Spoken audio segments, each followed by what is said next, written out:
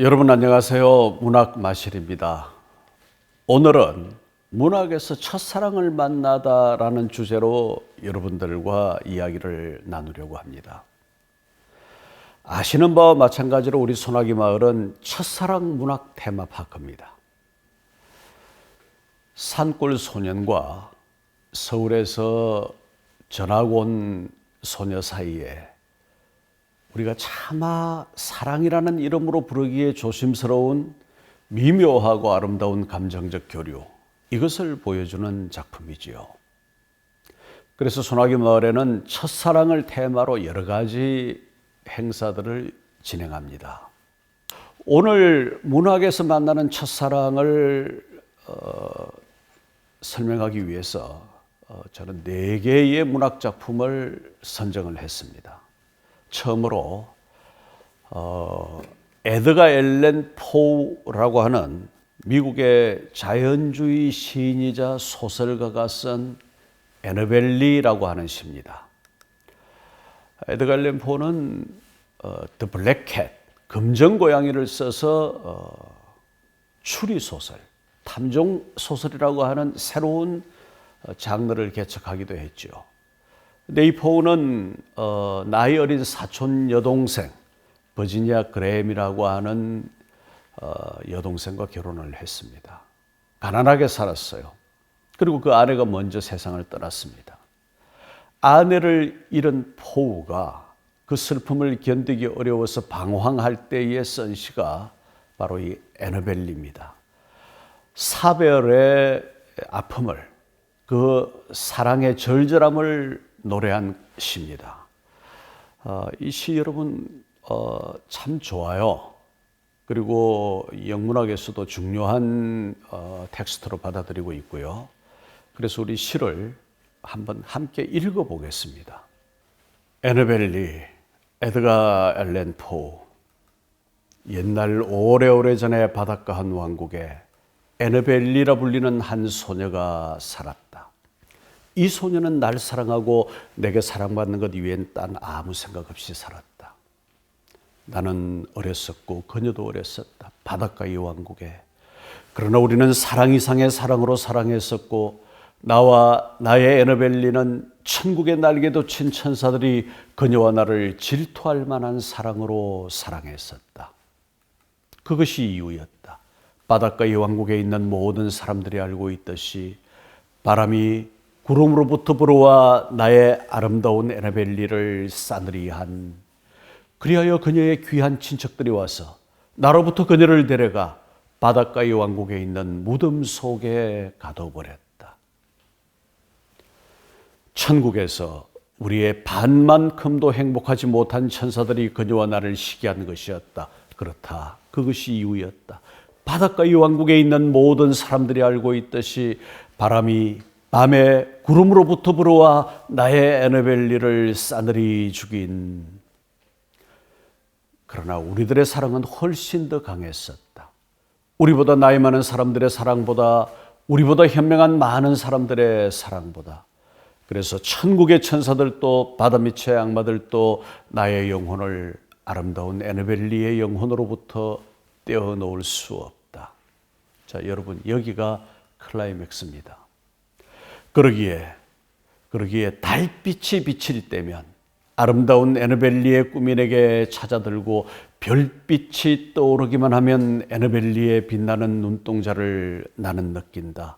그래서 나는 밤새도록 내 사랑, 내 생명, 내 신부의 곁에 눕는다.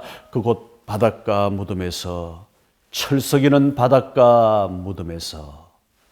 이렇게 끝나는 시입니다. 굉장히 애절하고 또 감성이 깊은 그와 같은 시죠. 사별의 사랑, 이것을 우리가 에드가 앨런 포의 애너벨리에서 볼 수 있었습니다. 두 번째로 황선원의 소나기입니다. 이 소나기 역시 사별인데 아이들의 이야기죠. 작가 황선원 선생이 소나기를 쓴 것은 1953년 5월입니다. 여러분, 이때가 언제냐면 아직 전쟁이 끝나지 않았을 때예요. 북쪽에서는 전란의 포성이 이어지고 있는데 작가는 그 시대적 상황과 전혀 상관이 없는 어린 소년과 소녀의 사랑 이야기를 소설로 썼습니다. 소나기는 짧은 단편입니다. 그런데 그 끝부분, 이것을 한국 문학의 백미라고 말합니다. 문장이 길지 않으니까 우리 함께 한번 읽어보겠습니다. 소나기의 마지막 부분이에요. 겨울물은 날로 여물어 갔다. 소녀는 갈림길에서 아래쪽으로 가보았다. 갈반머리에서 바라보는 서당골 마을은 쪽빛 하늘 아래 한결 가까워 보였다. 어른들의 말이 내일 소년애가 양평읍으로 이사 간다는 것이었다. 여러분, 여기입니다.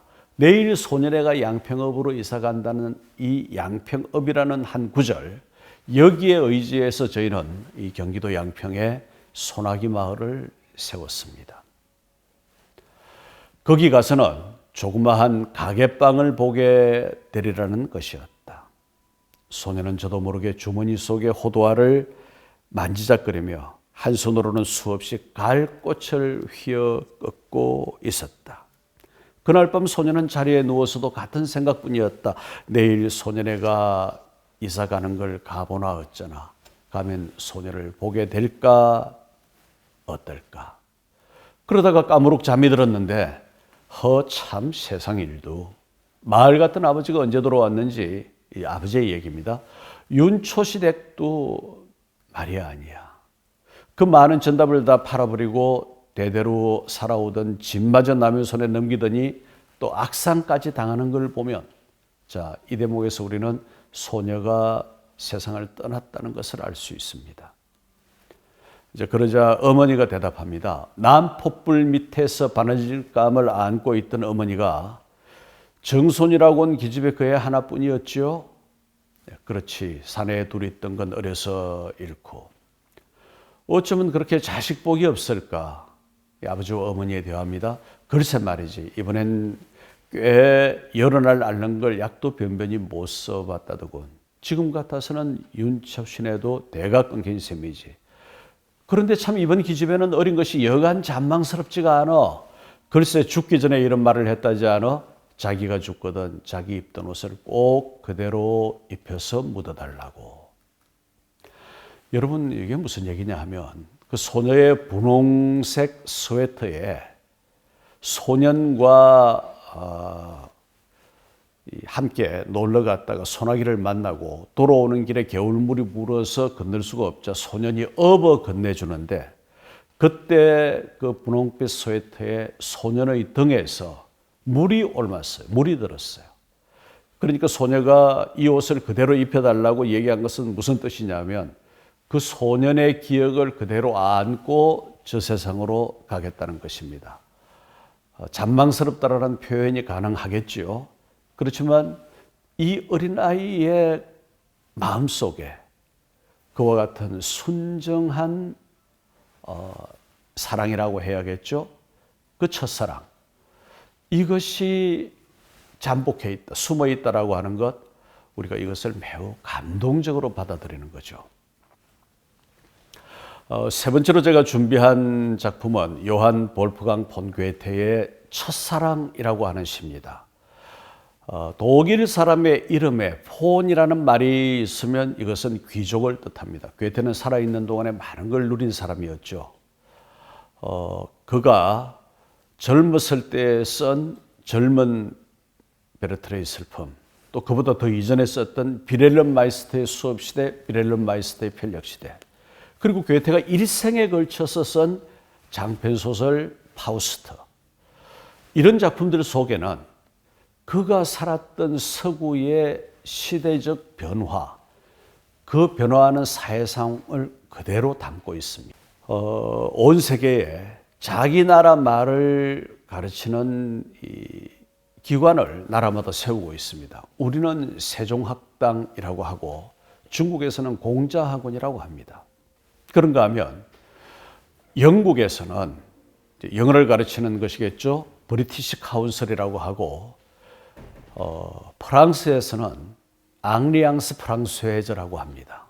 독일은 괴테 인스티튜트, 괴테 연구소라고 해요. 그러니까 괴테를 독일 문화의 언어의 중심이자 대표격이라고 생각을 하는 거죠. 괴테가 쓴 첫사랑이라고 하는 시는 그렇게 긴 시가 아닙니다.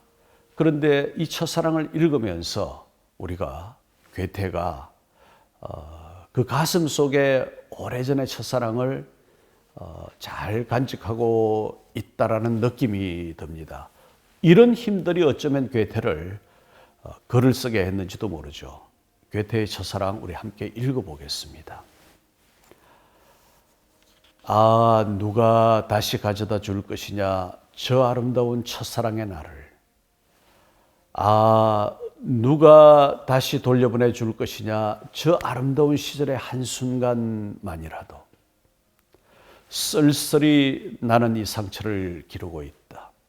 끊임없이 새로워지는 한 톤과 함께 잃어버린 행복을 슬퍼하고 있다. 아, 누가 다시 가져다 줄 것이냐, 저 아름답고 즐거운 첫사랑의 나를. 여러분, 아무 감흥이 없이 읽으면 이 시는 그저 그런 시입니다. 그러나 이 시의 상황이 내 삶의 한 국면과 정확하게 일치하거나 맞부딪힐 때, 또는 엇비슷하게 지나갈 때 짧은 시가 가슴 밑바닥을 두드리는 그런 감동을 가져다 줄 수 있다라고 하는 것, 이것을 경험해 본 사람들은 모두가 알지 않을까 생각합니다. 제가 네 번째로 선정한 작품은 러시아 작가 이반 세르게비치 트루게네프의 첫사랑이라고 하는 것입니다. 이 트루게네프나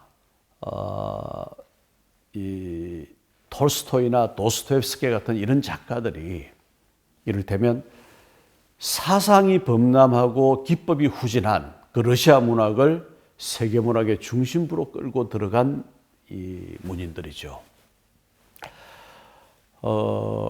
이 트루게네프의 첫사랑은 다른 분류로는 성장소설이라고도 합니다. 성장소설 또는 교양소설, 교육소설, 개안소설, 입사소설, 이게 전부 다 같은 말이에요. 무슨 뜻이냐 하면 한 주인공의 인품이 성숙해 가면서 완전해져 가면서 어른이 되어 가면서 새롭게 세상을 보는 눈이 달라지고 또 삶의 방식도 변화해가는 이런 과정을 보여주는 것입니다.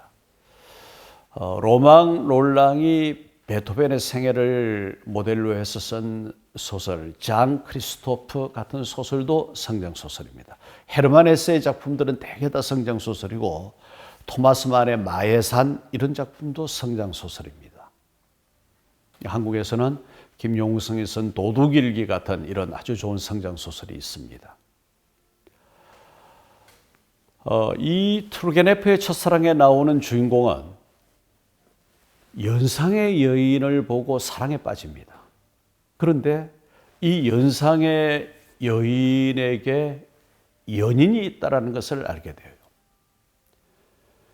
그래서 이제 고민하게 되죠. 사랑을 고백도 못 해봤는데, 근데 나중에 알고 보니까 그 연인의 정체가 이 소년의 아버지였던 거죠. 세상의 모든 남자들은 아버지를 넘어서야 어른이 된다 이런 얘기가 있습니다. 어렸을 때의 아버지는 하나의 완벽한 세계죠. 불가능이 없는 사람.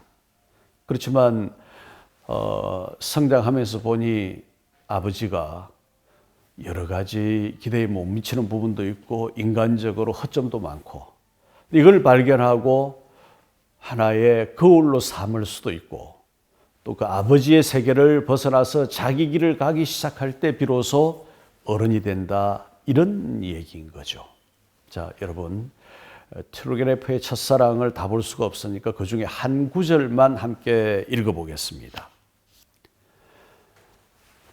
소설에서 가져온 대목입니다. 그녀를 처음 본 순간 나의 걷잡을 수 없는 사랑은 시작되었다.